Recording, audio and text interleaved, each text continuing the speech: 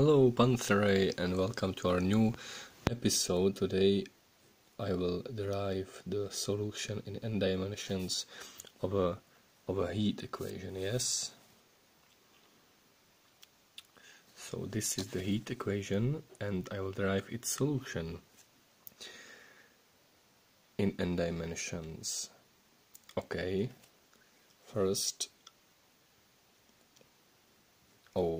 I forgot to mention that phi is a function of r position and t time, and the initial value of is given in t is equal to 0 in 0 time, and this function is denoted as phi 0r.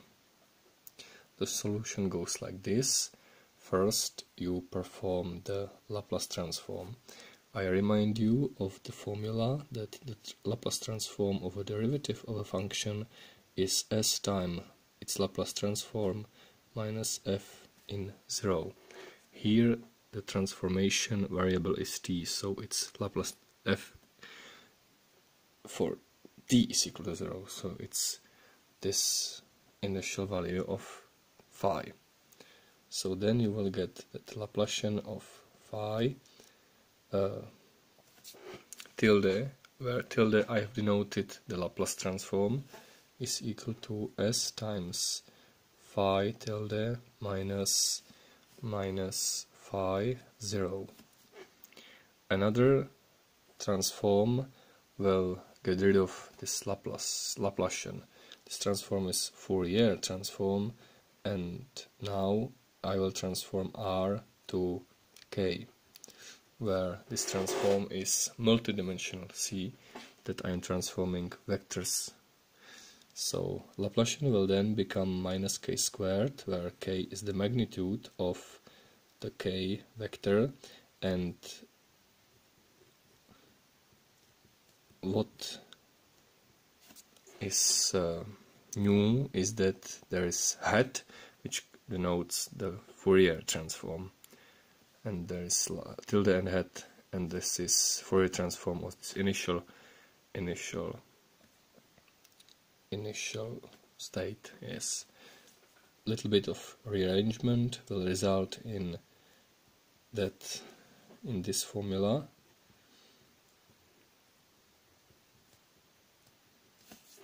And from here you can see that if you perform Laplace inverse, you will get that phi hat is equal to phi 0 hat e to the minus k squared t.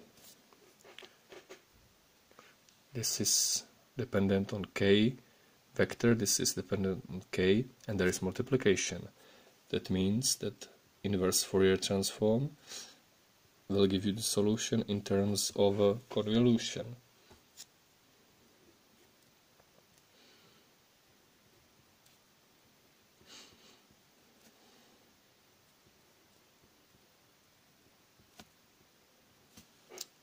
You will then have to, we now have to compute the inverse Fourier transform of e to the minus k squared t. Well, this is straightforward.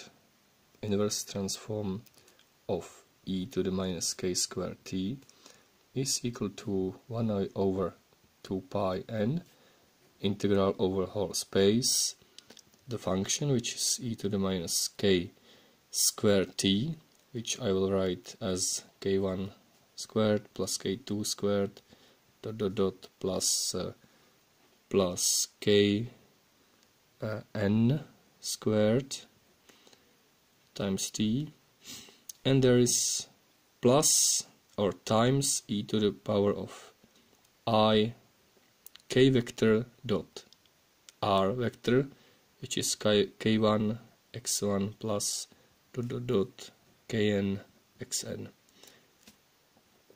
dk1 dkn.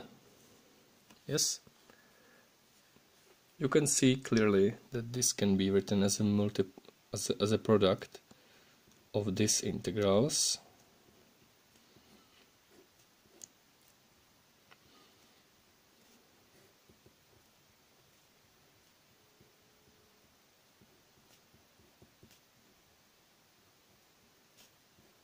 Yes. And these integrals we will evaluate. This is very easy to do because this factor here, minus km squared t, if it is alone, then the integral is simply square root of pi over t. If it's not here, it's not alone, there is another linear factor of k, so you have to first shift this k. So this is shifted with some f or shifted value, some number, maybe dependent on x, I don't know, square t plus v. You can imagine this function as a parabola with vertex. This vertex, although it's imaginary, can be found using differentiation. You will put the derivative is equal to 0 and then solve the equation. So first, if you differentiate it, you will get minus 2km with respect to km, km t plus ixm is equal to 0. So this will give you that km is equal to ixm over 2t. If you substitute here, you will get the value of the vertex.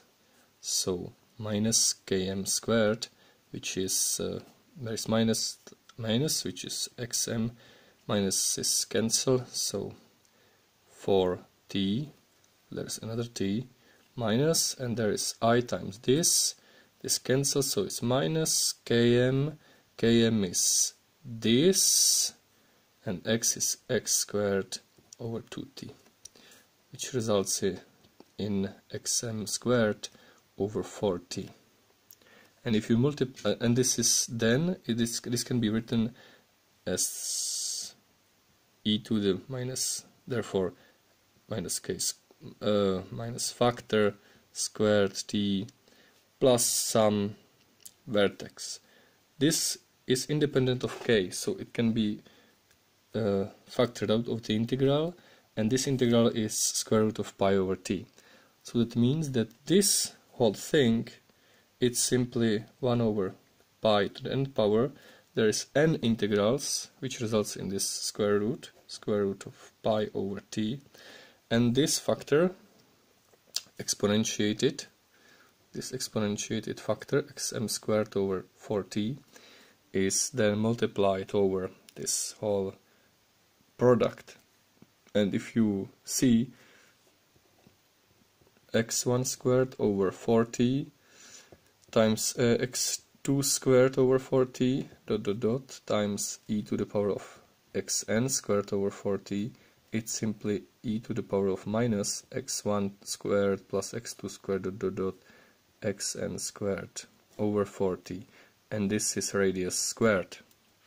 So that means this integral, the result of this integral is e to the minus 4 squared over 4t.